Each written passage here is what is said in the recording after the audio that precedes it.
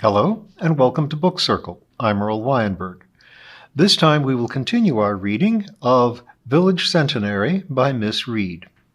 We are in the middle of July. The weather had been perfect, at least in my eyes, for the last few weeks of term. The sun had shone from a cloudless sky, every playtime had found the schoolroom deserted and the playground crowded with good-tempered children playing with unusual placidity. But I was surprised, nevertheless, to hear that an official drought had been declared and we were being exhorted to save water. It always beats me how, in the temperate climate we are supposed to enjoy, panic sets in as soon as any mild and foreseen variation from the normal weather conditions prevail. If 3 inches of snow fall in January, the headlines scream about disrupted rail services, motorway chaos, children marooned in school buses, and lambs dying in drifts. The country, they say dramatically, has been brought to a standstill. They seem to cope pretty well in Canada or America or Switzerland, it seems to me, with about 30 times the amount of precipitation.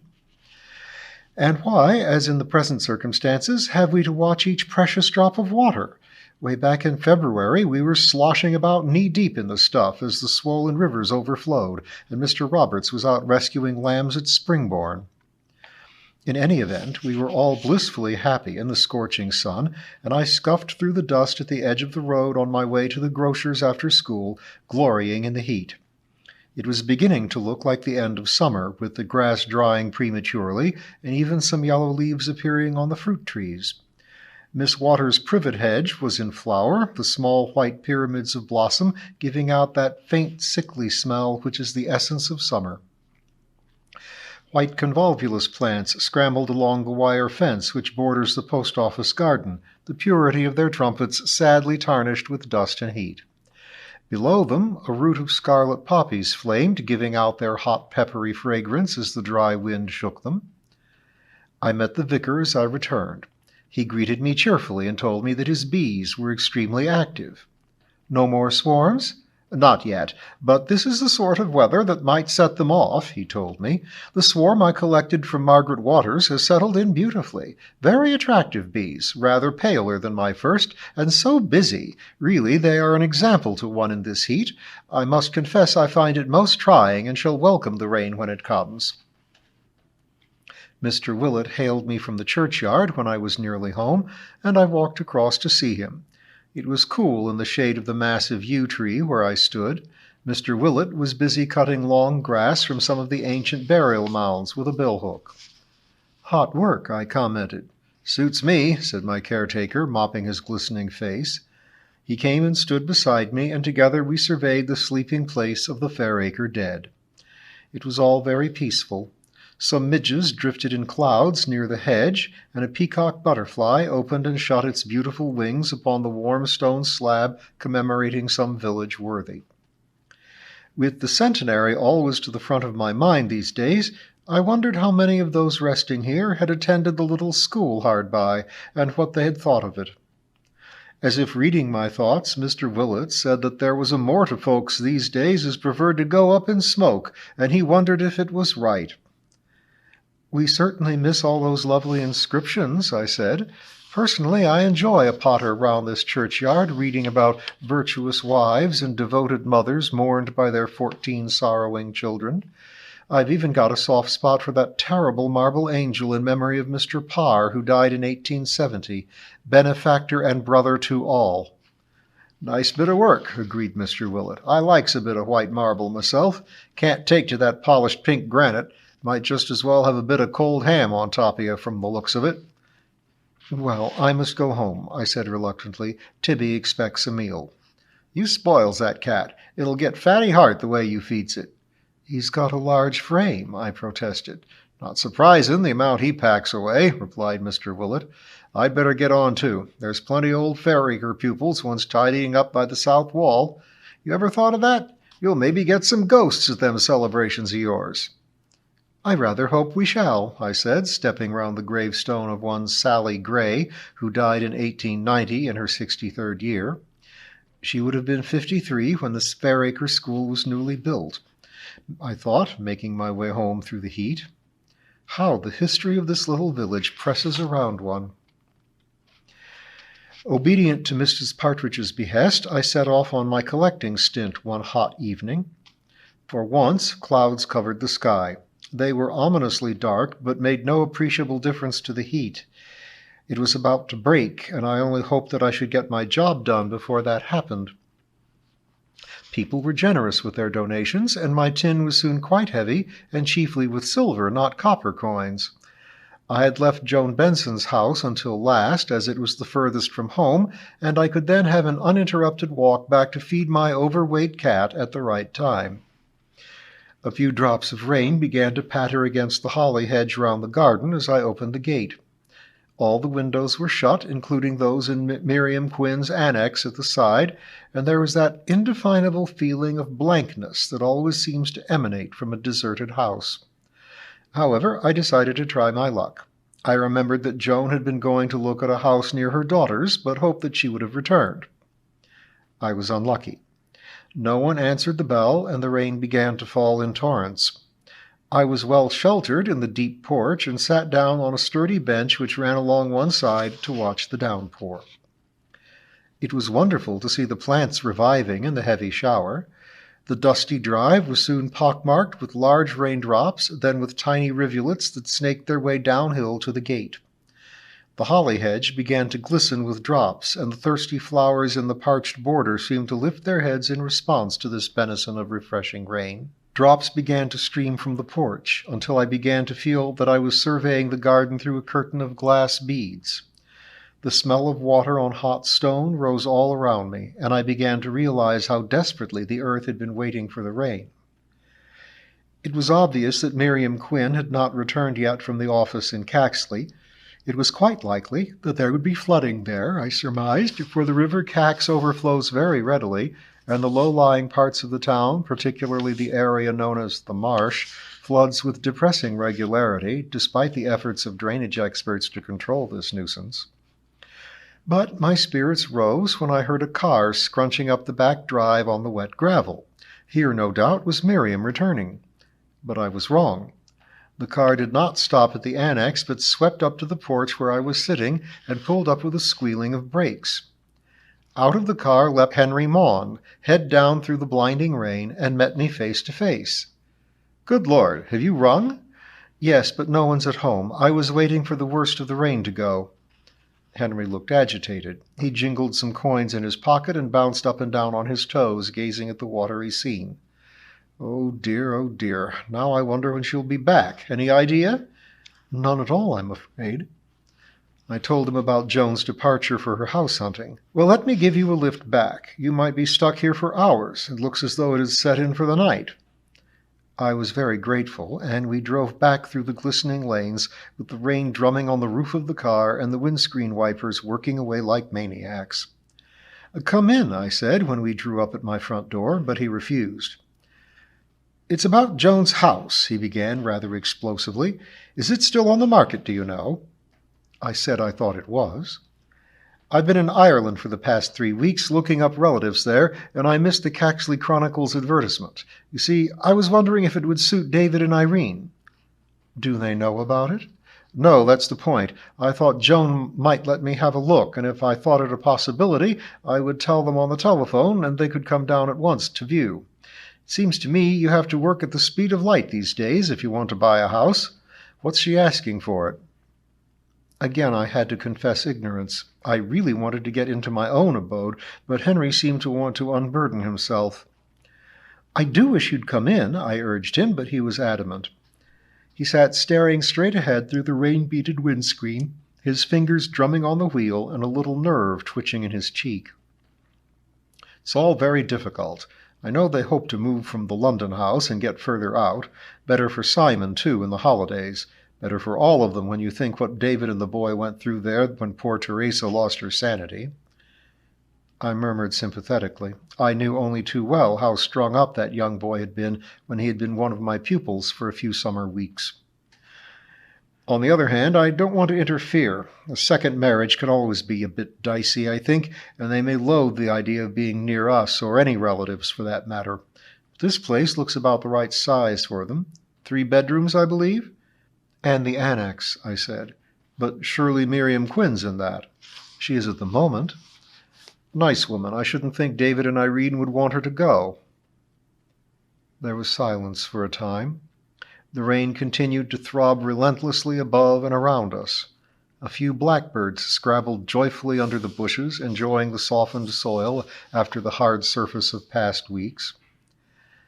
He has regular trips these days to Holland, Belgium, and Norway, so Irene would be glad of Miriam next door, I should imagine, and it's only an hour's drive to Heathrow. It took him pretty well that time to get across London. I could see that he was thinking aloud, putting the pros and cons to himself, and really attempting to make a decision. I should simply ring David and let him think it over, I said, stating the obvious. To my surprise, he seized my hands in his and shook them warmly. "An excellent notion," he exclaimed. "After all, it's his decision, isn't it?" He leaned across to open the door for me, beaming the while. "Yes, I'll do that immediately. What a help you've been." He sped off, cutting short my thanks, and I entered to be greeted by my starving Tippy. While he wolfed down raw liver, I sipped a drink and thought for the umpteenth time about this business of buying a house. For years I have meant to do it. After all, the time flies by, and when I reached retirement age, I should have to have somewhere to live. Now that Fairacre School's numbers had sunk perilously low, I might well find myself homeless if the school were closed. I felt reasonably sure that I would not be turned out into the snow like some Victorian heroine. I might even be offered the house first if it were to be sold, as no doubt it would be eventually. In that case, I should get plenty of notice to quit if it came to that. But the thing was, where should I go? Somewhere nearby would be ideal. And secondly, what should I use for money? My meager savings might rise to a deposit on the house, but would a building society give me a mortgage at my age?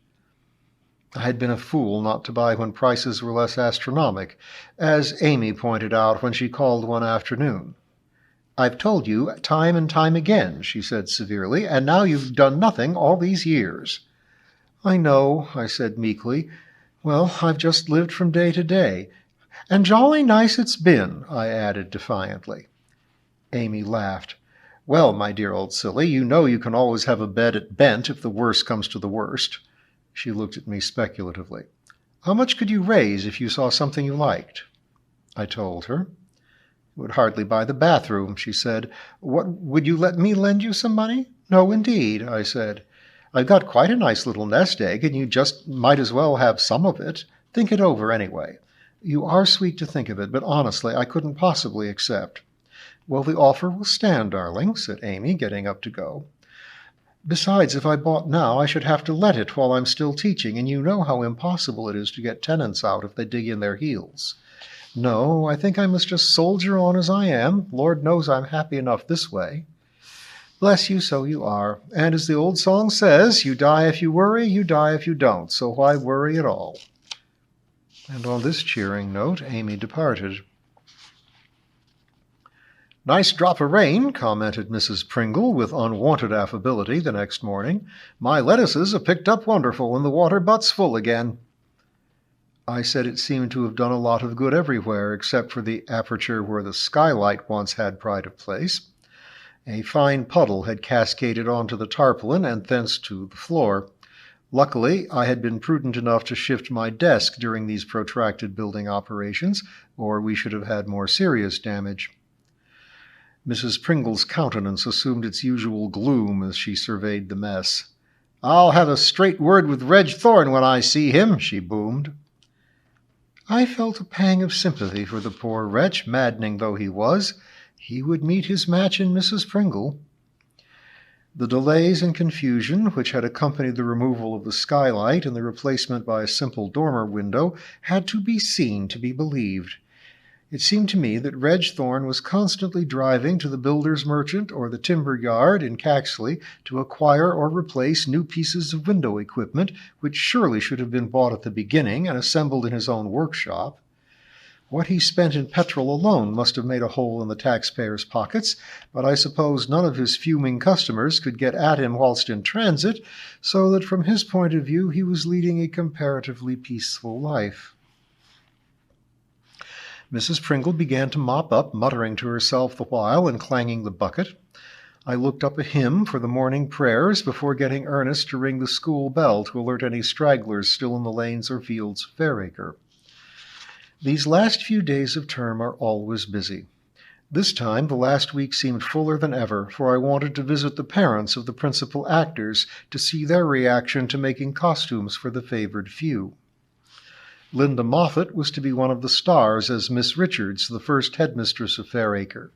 It was she who had caned John Pratt in July 1882, and who had cast Patrick, who is small but with a good loud voice, as the youthful sinner. Mrs. Moffat is a skillful dressmaker, and I felt sure that she would not only make Linda's costume superbly, but would be generous enough to lend a hand with the others, if need be. I also rang Mrs. Austen to sound her out about her contribution of an evacuee's memories to our performance. To my joy, she was most enthusiastic and promised to prepare a script which we could discuss.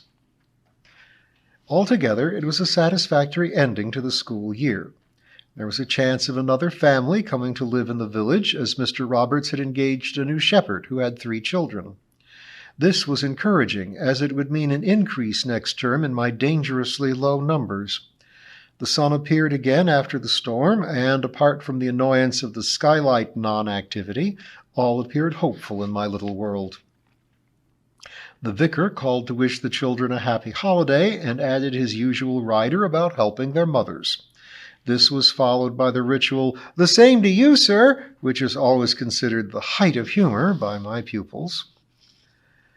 They dispersed boisterously into the summer sunshine, and as their voices died away down the lane, I wandered across to the schoolhouse, rejoicing in the long weeks of blissful freedom ahead.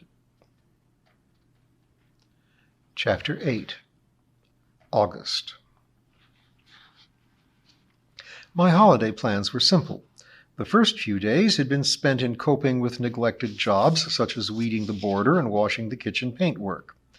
I had made arrangements to spend a fortnight in Norfolk with an old friend, and meanwhile Miss Clare had accepted an invitation from me to spend a few days at Fairacre at the beginning of the month.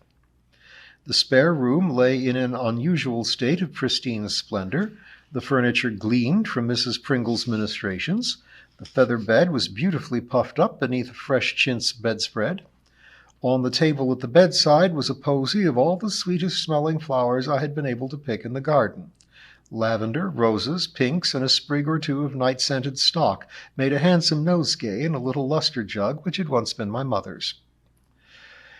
I had been invited to tea at Miss Clare's and went over to fetch her with a buoyant heart. I always enjoy visiting that neat cottage thatched by Dolly Clare's father when the family first went to live there. It had 2 downstairs rooms, both of good size, and 2 bedrooms above. A little bathroom had been added when main water had come, at long last, to Beech Green some years ago. The garden was large for a cottage. Miss Clare still kept the front one tidy and gay with flowers, but the larger part at the back was used as a vegetable plot by a young man in the village who was glad to have the produce for his large family. He kept Dolly supplied with all that she needed, so that was an ideal arrangement.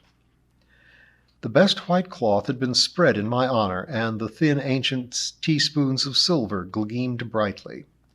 The best tea set, with a pretty pattern of pansies, was in evidence, and the usual plate of wafer-thin bread and butter, and a splendid sponge cake, which I knew would be as light as a feather, showed that the mistress of the house had been busy.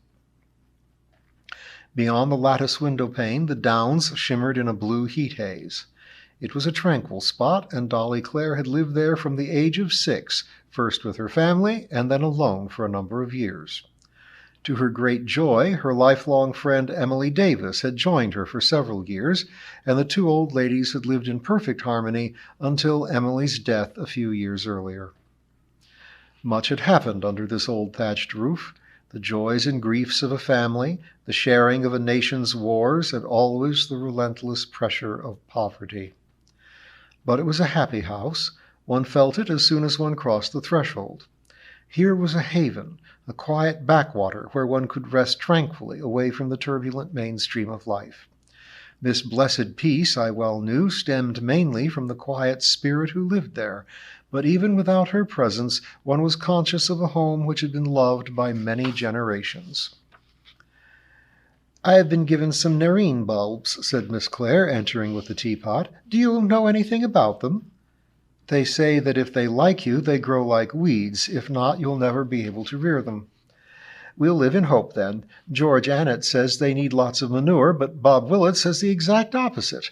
Lots of sandy soil at the foot of the south-facing wall was his advice." "Why not do that and bung on a lot of manure in the autumn? That way you're hedging your bets, I should think." "I remember seeing them years ago in Devon when a friend took me away for a few days at the October half-term. So many of the gardens had great clumps of these beautiful rose-pink heads. I've never felt I could afford to buy them, but now I've been given some, so I should grieve if I mistreated them." I promised that we would look up the care of nerines in my new gardening book the minute we were home, and our conversation turned to her contribution to the Centenary celebrations. "I'm quite looking forward to it," said Dolly, carefully folding a thin slice of bread and butter. "I suppose I ought to feel nervous, but I'm not, you know. After all, most of those present will be old pupils of mine. And that particular period in King Edward's time was a very happy one for me. I was a pupil teacher there for several years at Fairacre School, and dear Emily was my constant companion. We were so lucky to have Mr. Wardle as our headmaster. He was a cheerful soul and always out to help us both." "And you and Emily stayed together?" "Well, no. She found a post south of Caxley, and I can't tell you how I missed her. We met when we could and caught up with our news and exchanged our views on teaching, and if we met in Caxley, we went window shopping. That's all we could afford." Miss Clare laughed. "We were very short of money. Everybody was. I don't suppose there was a single child at Fairacre School in those days who wasn't dressed in second-hand clothes. They were handed down from one child to the next and gratefully received from any of the more well-to-do families. As for jumble sales, they were serious shopping expeditions then, not just an afternoon spree in the village. I had a tweed cape cut down from a full-sized one of poor Miss Lillian's, which I wore for years." Poor Miss Lillian, I remembered, had been the feeble-minded daughter of one of the leading families in Beech Green. It was a never-to-be-forgotten tragedy that she and her mother perished on the Titanic in 1912 as they crossed the Atlantic to consult an eminent American brain surgeon in the hope of effecting Lillian's recovery.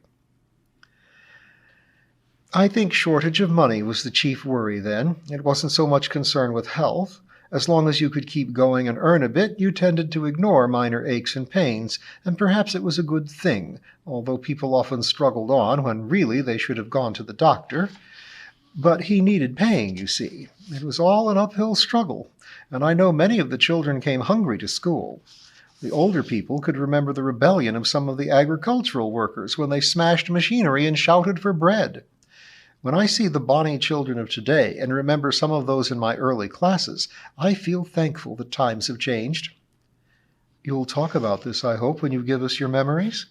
Indeed I will, said Miss Clare with spirit, for now I think too much is taken for granted, and thankfulness is becoming as dead as perseverance and truthfulness and a great many other fine old-fashioned virtues. She sat back from the table and looked through the window at the tall hollyhocks outside. From her pensive expression, I knew that her thoughts were years away. She took a deep breath and gave me her sweet smile. Well, shall we be going? We cleared away, and Dolly went slowly round the house, closing windows and locking doors. Within half an hour, we were traveling along the familiar lane which Dolly had traversed daily for many years, in fair weather and foul, until St. Patrick's church spire pierced the skyline, and we were back in Fairacre again and looking up nerines in my latest gardening book. And we will continue our way through August next time.